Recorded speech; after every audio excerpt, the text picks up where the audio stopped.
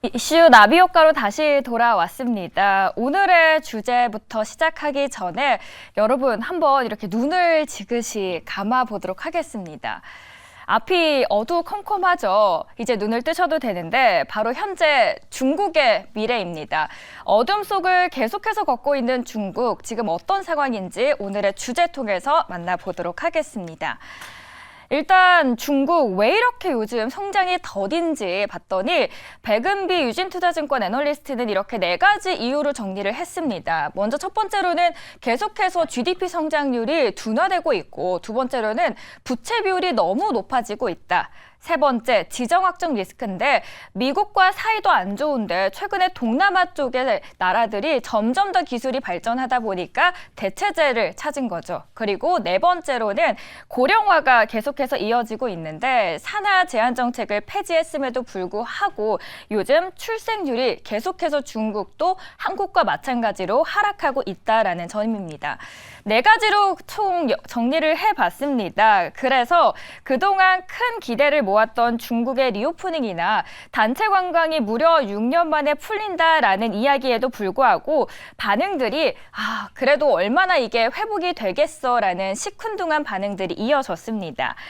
그런데 어느 날 반전이 일어납니다. 그래서 지금부터 우리가 주목을 해야 하는 이유인데요. 일본이 갑자기 원자력 발전소에서 오염류를 방류하겠다라는 소식이 전해집니다. 저장된 이 100만 톤 이상의 오염수는 앞으로 한 30년에 걸쳐서 방류가 될 예정이라고 하는데 사실 말이 30년이지 뭐 더 걸릴 수도 있다라고 합니다. 거기에다가 2년 전쯤 처음 일본이 이 방류 계획을 세웠을 때 가장 크게 반대의 목소리를 냈던 게 바로 이 중국이었습니다. 그런데 이번에도 단단히 화가 났더라고요. 일본, 너희 이런 식으로 하면은 극도로 이기적이고 너무 책임이 없는 거 아니야 라고 대노했고요. 이걸 행동으로 바로 보여줬습니다. 24일에 수입을 전면 금지하는데 수산물의 최대 이제 일본에서 수출을 하는 데 있어서 거의 절반 이상을 차지하고 있는 게 중국이었거든요. 그래서 일본 입장에서는 아무래도 타격이 없을 수가 없는 상황인 거죠. 그래서 이제 웨이보라는 SNS가 있는데 발표 이후에 비난하는 해시태그가 굉장히 많이 올라왔습니다. 불과 몇 시간 만에 무려 8억 건 이상의 조회수를 기록하고 굉장히 대단하죠. 그리고 중국 여행사에서는 이미 예약했던 일본 단체 여행을 취소하기 시작합니다. 여기에다가 일본도 얼마나 무서웠는지 중국 내 일본인들에게 이렇게 이야기를 합니다. 너네 외출할 때 일본어로 얘기하지 마. 좀 조용하게 얘기해라고 합니다. 그만큼 일본도 무서웠나 봅니다. 그런데 중국의 모습 다소 이상하지 않나요? 언제부터 이렇게 이들이 환경에 그렇게 신경을 썼는지 말입니다. 이 부분을 CNN에서는 외신에서는 짚고 있었습니다. China says the ban on Japanese seafood is about safety. 안전 때문에 우리가 사실 일본에게 이렇게 반하는 감정을 갖고 있는 거야 라고 하지만 마지막에 is it really? 진짜 이거 맞아? 라고 의문을 품습니다. 그러니까 사실 보여지는 안전 문제 외에 정치적인 문제가 있다라고 이야기를 하는 거고요. 이렇게 사실 큰 건 정치적인 동기가 가장 컸는데 2012년쯤에 일본이 베이징이 영유권을 주장하고 있는 동중국해 섬들을 국유화하면서 이들의 관계가 처음부터 악화되기 시작합니다. 그런데 최근에 사실 중국이랑 미국의 사이가 굉장히 안 좋잖아요. 근데 일본이 또 중국이랑 사이좋게 지나네요. 마지막으로 일본이 대만의 국제기구에도 복귀 지지를 선언을 했습니다. 이렇다 보니까 이 둘의 관계가 더욱더 악화일로를 걷고 있는 겁니다. 그 이유가 그리고 중국이다 보니까 일본 정부가 계속 요즘 사이가 좋지 않은 모습들이 사실 이게 단기적인 이슈보다는 앞으로도 꾸준히 더 지속될 수 있다라는 관점에서 보고 있는 거고요. 여기에 대해서 아시아 소사이어티 정책연구소에는 그래서 이번 사건은 사실 이게 원인, 이 오염수 방류 이야기가 원인이라기보다는 오히려 증상에 가깝다라고 조언을 했습니다. 아무튼 이렇게 옆집 사정을 저희가 듣고 나니 단기적으로 쉽게 끝날 문제는 아닌 것처럼 보이죠. 그래서 저희가 오늘 이 이슈를 체크를 해보는 겁니다. 다음 판 보도록 할까요? 이 중국과 일본 간의 갈등의 골이 깊어질 때마다 사실 살짝 미소를 띠는 나라가 있습니다. 바로 한국인데 한국을 찾는 이제 외국인 관광객이 코로나 이후로 처음으로 무려 100만 명을 돌파했다라고 합니다. 근데 100만 명을 돌파했는데 그중에서 중국이 압도적인 1위를 차지하고 있다라는 거죠. 여기에 대해서 유진투자증권 김웅철 연구원은 이렇게 이야기를 합니다. 사실 관광객이 한국보다 일본을 무려 10배 이상 그동안 찾아왔었는데 이제 일본을 안 가다 보니까 그 수혜를 한국이 누리고 있다라고 판단을 하고 있습니다. 자, 그렇다면 가장 큰 타격을 입었던 이 사드 때 그리고 코로나 때 정도로 회복이 되었을까 차트로 보도록 하겠습니다. 2017년쯤 이 전해가 사드인데 한알령 이 운항 편수가 조금씩 내려가기 시작합니다. 그리고 코로나 때 발생이 되고 나서 쭉 내려가죠. 그 이후로 2023년 이제 지금 현재의 모습인데 중국이 리오프닝을 시작하고 조금씩 단체 관광을 풀면서 차트가 쭉 올라가기 시작합니다. 그렇다면 사실 이 아래였을 때 잡았으면 얼마나 좋았겠습니다. 그래도 뭐다? 늦었다고 생각할 때가 가장 빠를 때다. 아직 여기 이 전까지 올라올 그 여력이 많이 충분히 남았기 때문에 우리는 그렇다면 이 이슈가 있을 때 어떤 수혜 종목들이 있을까 찾아볼 수 있는 겁니다. 그렇다면 증권사에서는 현재 어디를 가장 유망하게 보고 있는지 크게 4가지로 정리를 해봤습니다. 먼저 첫 번째로는 면세점입니다. 대표적인 대형주들이 8월에 얼마나 증가를 했나 보니까 호텔신라는 16%, 현대백화점은 27% 이상이나 상승을 했더라고요. 자, 그렇다면 지금 KB증권과 하나리서치, 유안타증권에서는 가장 유망하다라고 보는 게 바로 호텔신라라는 공통점을 찾을 수 있었습니다. 먼저 그 이유를 보니까 2가지입니다. 일단 단체 관광이 필수 코스 안에 그 면세점을 방문하는 게 필수 코스로 들어가 있고요. 자유시간이 그렇다면 제한적이기 때문에 직접적인 수혜를 받을 수밖에 없다라는 겁니다. KB증권에서는 호텔신라를 왜 꼽았냐? 일단 중국 여행사들과의 오랜 관계를 유지해 온 기업이기도 하고요. 지리적인 이점이 있는데 주차 공간도 굉장히 넓은 곳이라고 합니다. 두 번째로 하나리서치에서는 왜 호텔신라를 뽑았냐? 면세점 이익이 비중이 굉장히 높기 때문이고요. 마지막으로 유안타증권에서는 하반기 단체 관광이 증가할 수 있기 때문이라고 보는데 요즘 중국의 관광 트렌드 좀 바뀌지 않았어 하실 수 있어요. 예전에는 단체 관광이 굉장히 많았지만 최근에는 자유여행을 즐기시는 분들도 많기 때문입니다. 근데 그렇다고 저희가 여행을 갈 때 생각을 해보면 가족들과 갈 때 부모님 또는 할머니와 할아버지랑 갈 때는 자유여행을 선택하기보다는 단체 관광을 선택할 수밖에 없잖아요. 이 부분을 생각을 했을 때 여전히 단체 관광을 선호하는 사람들은 수요가 충분히 있다라고 보면서 호텔신라를 탑픽주로 뽑고 있습니다. 두 번째 소비주로 넘어가 볼게요. 이번에는 화장품입니다. 아모레퍼시픽 LG생활건강 18% 그리고 9% 이상 8월에 올라왔습니다. 자, 그렇다면 더 갈 수 있을까 볼까요? KB증권에서는 단체 관광의 연장선으로 봤을 때 단체 관광을 선호하는 사람들은 연령층이 대체로 높다라고 보고 있습니다. 그래서 관광객은 이제 단체 관광객은 보따리상과 다르게 국가의 토산품을 사려고 하는데 연령층을 감안했을 때는 이 트렌디한 중저가 화장품보다는 고가 화장품을 선택할 확률이 더 높다라는 거죠. 그래서 탑픽주로 뽑은 게 바로 아모레퍼시픽 그리고 LG 생활건강입니다. 다음 판도 보도록 할게요. 이번에는 한번 카지노로 보도록 하겠습니다. 카지노로 대표적인 게 롯데 관광객을 무려 76%나 올랐네요. 파라다이스는 17%고요. GKL 또한 17% 이상 오른 모습 확인할 수 있었습니다. 키움증권과 삼성증권에서는 서로 다른 관점에서 각각의 다른 기업들을 보고 있더라고요. 먼저 키움증권부터 볼게요. 탑픽주가 롯데 관광개발인데 7월에 이 제주와 그리고 중국 항공 노선이 무려 58%나 확대가 됐습니다. 그리고 호텔의 이 외국인 투숙객 비중도 4월에 44%에서 7월에는 무려 61%나 늘어났고요. 결과적으로 보면 이 카지노 머신 드롭액도 1분기보다도 지금 최근에 236%나 성장 기록을 세우고 있다고 합니다. 두 번째로 VIP 입국이 아직까지 시작이 되지 않았습니다. 그럼에도 불구하고 지금 입국 전인데 1분기에서 2분기로 넘어갈 때 실적 턴어라운드를 기록했다라는 겁니다.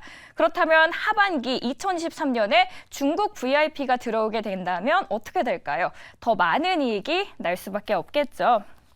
두 번째로는 파라다이스입니다. 위와는 다른 포인트였는데요. 위에는 일단 단체 관광에 대해서 집중을 했다면 아래에서는 중국의 내수 부양책에 초점을 두고 있습니다.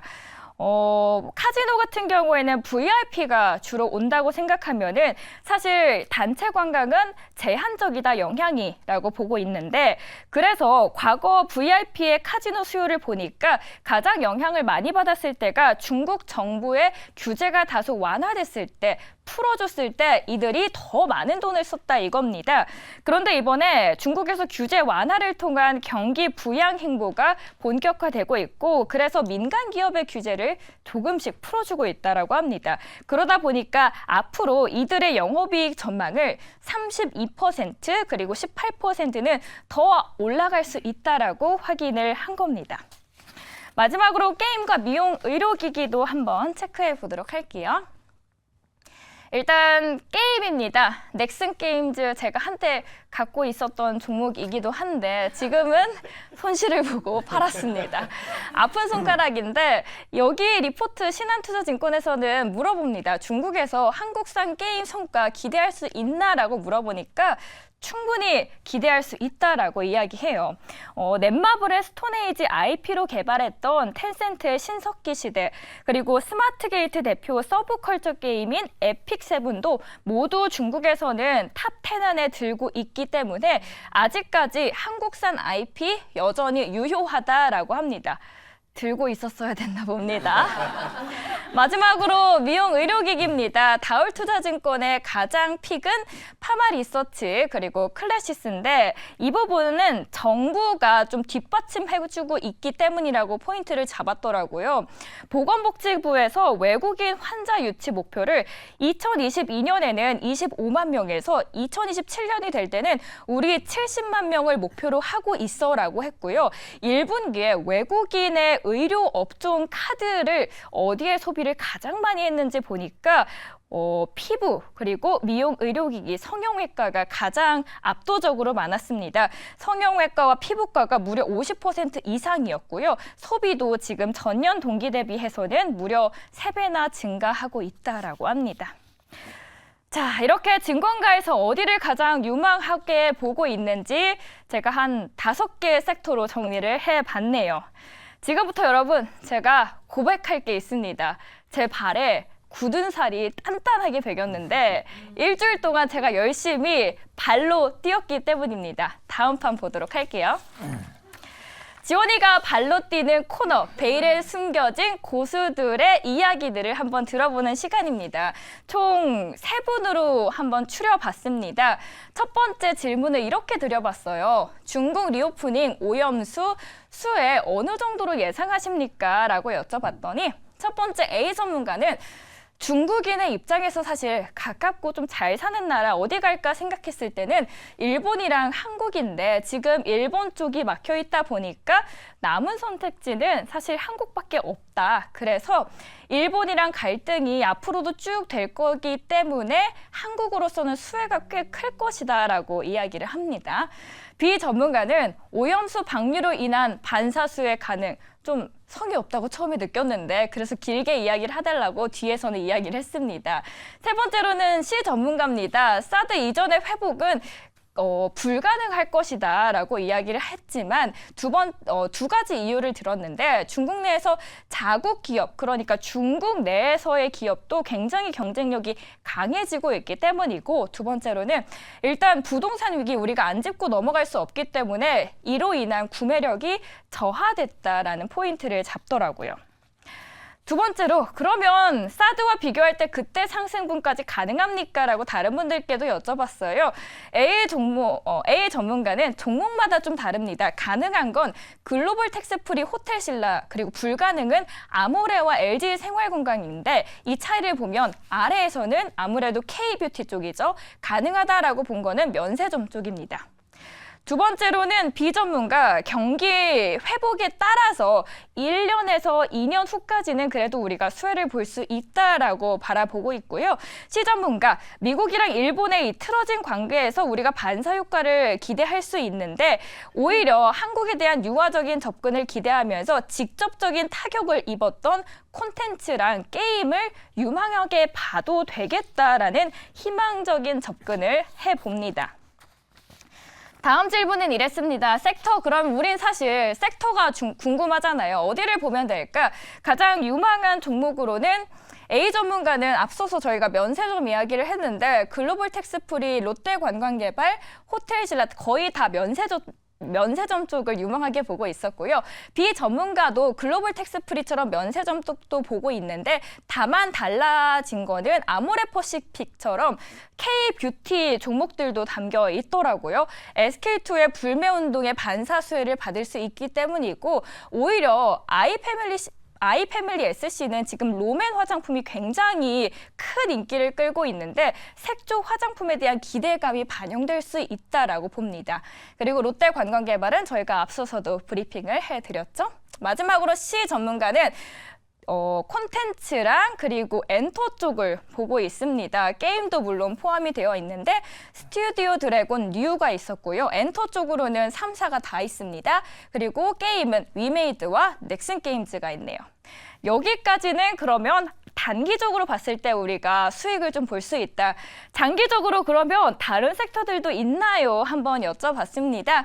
A 전문가, 미용, 의료기기, 그리고 시술이 압도적으로 최근에 많은데, 성형외과 수혜주 찾아볼까 하니까 사실 직접적인 수혜주는 없습니다. 그래서 우리가 봐야 될 게 바로 피부과랑 시술 수혜주 있는데, 그 수혜주로는 위와 같이 이야기를 해주셨고요. 이들 기업 같은 경우에는 수출 비중도 굉장히 높고 본업도 탄탄하기 때문에 1+1의 효과를 누릴 수 있다고 보고 있습니다. B 전문가, 엔터, 우호적인 한중 효과에 따라서 중국의 콘서트 기대감이 커질 수 있고, 그중에서 이 에스파를 이야기를 했는데, 그 이유가 에스파가 중국인 닝닝 멤버를 포함하고 있기 때문에 거기에 대한 수혜주를 누릴 수 있다고 보고 있습니다. 마지막으로 C 전문가는 결국 사실 중국이 한국에서 필요한 게 반도체인데, 특히 미국이나 일본에서 하이엔드 장비 반입이 불가능하고 중국 반도체 산업의 발전에 아무래도 큰 장애가 될 수 있기 때문에 한동안은 반도체 산업에 대한 반사 수혜를 우리가 누려볼 수 있다라는 관점에서 다양하게 한번 짚어주셨습니다. 강성우 아나운서만 여러 전문가를 아는 게 아닙니다, 여러분. 저도 충분히 많이 알고 있고요. 단지 아직까지 히든카드로 남겨뒀던 겁니다. 오늘 이렇게 중국 수혜주 관련해서 나비효과 마치도록 하겠습니다. 박수 한번 쳐주세요. 네. 아유, 우리 박지원 아나운서 진짜 고생 많이 하셨어요.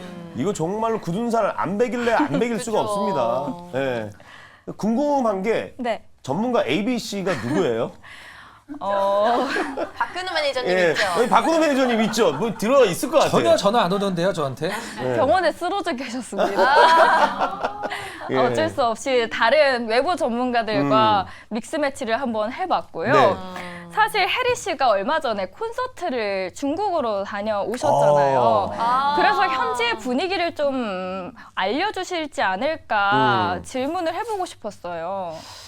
글쎄요, 저는 이제 콘서트 때문 아니고 이제 일 때문에 이제 공연을 하러 중국을 네. 다녀오긴 했었는데, 저는 사실 막 밖에 돌아다니거나 그러지 않아요. 사실 잘 모르겠지만, 약간 지금 한국 사람들을 이렇게 반기거나 그러지는 않더라고요. 그쪽에서. 그래서 어떠한 식당 같은 경우는 너무 저기가 먹고 싶어서 가려고 했는데 한국인은 안 받는다. 이렇게 하는 것도 있어요. 그래서 공항에서도 들어가는데 정말 한 1시간 정도의 시간이 필요하고요. 그래서 되게 수월하지는 않았던 그런 여정이었습니다, 오히려. 오히려 수월하지 않았다라고 이야기하셨는데 황모 선배님께서는 어떻게 보십니까? 중국 관련주들은? 저는 고민을 좀 많이 했어요. 사실 그 최근에 테마가 씌우고 뉴스에 따라 막 주가가 막 그렇죠. 변동이 심했잖아요. 근데 요번 금요일 날에 그 삼성전자가 6% 올라가면서 아, 이제 바뀌었다. 이제 뉴스에 따라 움직이지 않고 수급은 삼성전자로 몰릴 것이다. 이제 월요일 날 한번 확인해 봐야 되는데 그러면 우리가 다음 먹거리 뭐가 있을까? 이거더라고요. 리오프닝 관련해서 소비주 쪽을 보고 있는데 아까 봤을 때 뉴 같은 것도 저는 좋게 보고 있어요. 왜냐하면 최근에 그 밀수라는 영화 뉴에서 만든 거거든요. 흥행에 성공했고 제가 너무 좋아하는 또 드라마 무빙이라는 드라마를 뉴에서 또 만들었기 때문에 뉴가 지금 콘텐츠 그 주가 중엔 제일 바닥이더라고요. 아 저거는 좀 가지 않을까 싶어서 전 뉴를 좀 좋게 보고 있고요. 그리고 역시 이제 그 큰 손들이 오잖아요. 네. 큰 손들의 배팅이 심합니다. 그렇기 때문에 저는 카지노 쪽도 상당히 좋게 보고 있습니다. 경험담이십니까? 나라이 잡아 돈 많이 받는 거야. 네, 여기까지 듣도록 하겠고요. 이제 카지노랑 미디어 쪽 말씀을 해주셨습니다. 매니저님께서는 어디가 가장 유망하다고 보시나요? 일단 저기 네 번째 전문가분이 어느 분인지는 모르겠는데 반도체 쪽은 미국이랑 일본에서 생산하는 거랑 우리나라 제품들이랑 대체할 수 있는 레벨이 아니에요. 우리나라는 이제 좀 약간 뭐 우리나라에서 반도체 삼성전자 하이닉스 있으니까 굉장히 뭐 유명한 반도체 장비들 회사가 있다고 생각을 하는데 좀 급이 낮은 장비들이고 전혀 대체를 할 수가 없습니다. 하이엔드급은. 근데 숫자를 안 본다라고 하면 사실 저는 화장품주들이 이걸로 인해서 실적이 늘어날 것 같지는 않거든요. 이미 탈중국을 많이 좀 해놓은 상태고 중국 여행객들이 이제 그 뭐 유커라고 하는 단체 관광객, 그 다음에 화장품은 이 따이궁이라고 하는 그 보따리 상의 영향을 좀 많이 받는데 숫자가 늘어날 수 있는 건 저는 뭐 면세점이 가장 많이 늘어날 것 같긴 합니다. 근데 일단 단체 관광객, 해외여행 단체 관광객을 우리가 보통 패키지라고 하는, 가보신 분들은 아시겠지만 이제 싸잖아요. 그래서 면세점 여러 군데 막 데리고 막 왔다 갔다 하거든요. 사실 요새 이제 글로벌 텍스풀이 뽑아주신 이유도 이제 4호 면세점과 관련된 부분이니까 그 부분도 많긴 하지만 너무 많이 주가가 좀 올랐어요. 그쵸. 그래서 저는 뭐 호텔 신라가 그 어떤 실적적인 측면에서는 가장 좀 기저 효과로 인해서 가장 좋게 보일 거라고 생각을 하고 있고, 파라다이스는 뭐 아무래도 그 VIP 위주로 영업을 하는 그 카지노다 보니까 VIP들이 좀 오기 시작하면 좋아질 것 같긴 한데, 가장 중요한 것은 중국이 우리나라의 단체 관광객 보내는 이유가 뭐냐면 오래는 거거든요. 우리가 지금 내수 경기가 안 좋으니까 일본 니네도 오고 한국도 와라. 그래서 지문 채취도 없앤 게 바로 그 이유거든요. 근데 뭐 일본이랑 어떤 반사 이 얘기가 나오긴 하는데, 중국 사람들한테 가장 싫어하는 나라가 어디냐고 물어보면 1, 2, 3등이 일본, 대만, 한국이에요. 언제나 그랬었습니다. 가장 싫어해요. 근데 중요한 것은 이걸 풀어준 이유는 니네들 오라는 거다. 근데 그 효과가 좀 미미하면 어떻게 될지 모르긴 하겠습니다. 결국에는 지금 노이즈가 계속 나오고 있는 게, 중국 경기가 이렇게 안 좋고 사람들이 이제 직장에서 감원, 감봉 받고 있는데 이게 어디까지 지속이 될 것이냐, 그 얘기가 많이 나오고 있긴 합니다만은 텍스트를 안 본다라고 하면 화장품, 그 다음에 실적을 본다라고 하면 면세. 전 이렇게 좀 말씀드리도록 하겠습니다.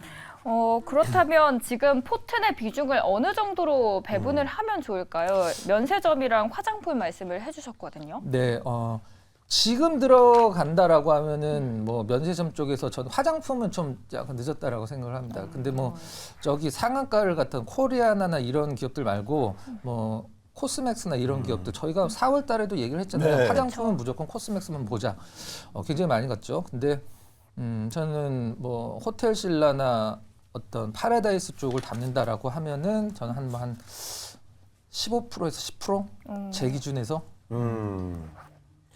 저는 개인적으로 이제 중국 단체 관광이 이제 처음 들어오는 거잖아요. 그 6년을 지금 사드 때부터 그리고 코로나 팬데믹 거쳐서 6년을 갇혀 있다가 들어왔기 때문에 이번에 어느 쪽으로 소비를 하는지를 좀 관심 있게 봐야 될 것 같아요. 저 개인적으로는 분명 자국 내에 있는 거는 사지 않을 것 같아요. 그죠? 자국 내에 있는 거 우리 중국에 있는데 못하러 사. 분명 한국에서 파는 거. 그 브랜드가 있더라고요. 찾아보니까. 그쪽이 이제 의류 브랜드거든요. 뭐 스노우 땡땡 뭐 이렇게 들어가는 게 있습니다. 그게 좀 반응이 좋아요. 그래서 아마 이 브랜드를 아는 분들이면 이쪽으로 가지 않을까. 그래서 중국 소비가 어느 쪽으로 관심을 갖고 사는지 요번에 그게 한 달에 한 번씩 나오거든요. 그걸 체크를 해보시는 게 가장 투자의 기본적인 체크가 아닐까 싶습니다.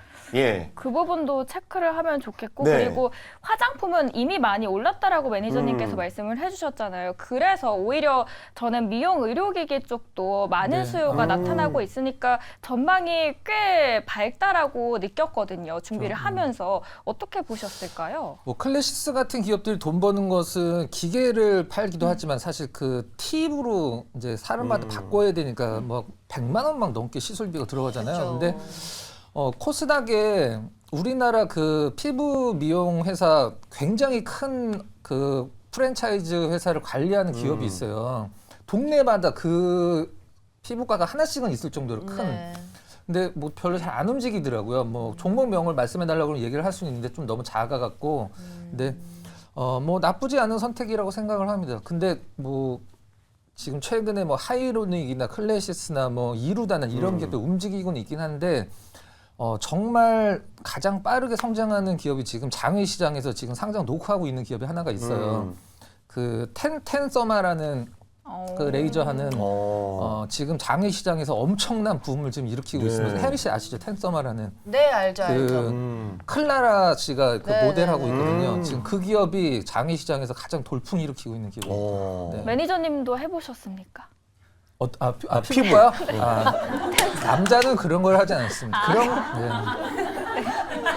제가 이런 얘기는 좀 하긴 좀 그렇지만 우리 박근혜 매니저님은 피부과를 갈 게 아니라 정신과를 먼저 가야 된다. 이걸 다시 한번 말씀을 드리도록 하겠습니다.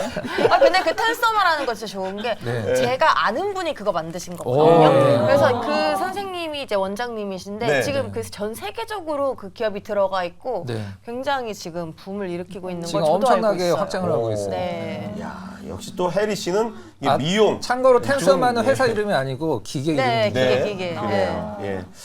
자, 오늘 또 박지원 아나운서가 수고 많이 해주셨습니다. 예, 사실 저는 매주 보고 싶은데 강승호 아나운서가 그렇게 안 놔두더라고요. 그래서 또 2주 뒤에 또 뵙도록 하고 저희 또 2부에서 만나야죠. 네. 예, 우문현답에서 또 박지원 아나운서 만나 뵙도록 하겠습니다. 자, 수고해주신 박지원 아나운서 박수로 맞아주세요. 고맙습니다.